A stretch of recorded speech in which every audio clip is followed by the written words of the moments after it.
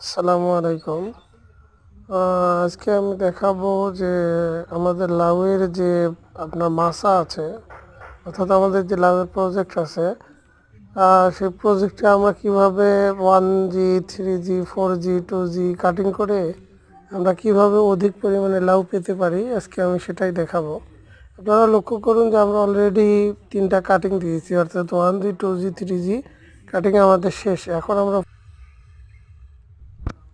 আপনারা একটু ভালোভাবে লক্ষ্য করুন যে আমাদের কাটিং দেওয়ার পর কি পরিমাণে লাউ আসছে বা লাউয়ের জালি আসছে, একটু ভালোভাবে লক্ষ্য করুন।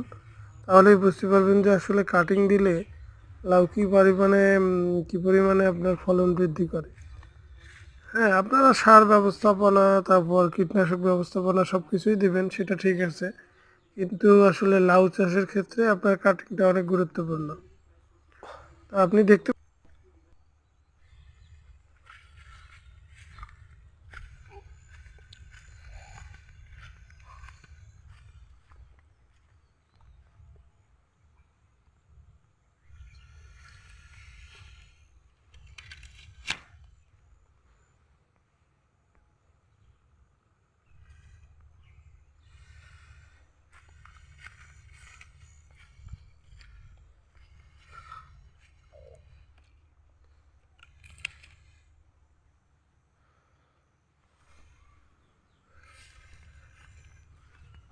আপনারা ঠিক এইভাবে কাটিংগুলো করে দেবেন। হ্যাঁ, একটু ভালোভাবে লক্ষ্য করুন কি পরিমাণে লাউ ধরছে। অবশ্য আমরা গতকাল লাউ উঠাইছি এখান থেকে মোটামুটি 50 পিসের মতো।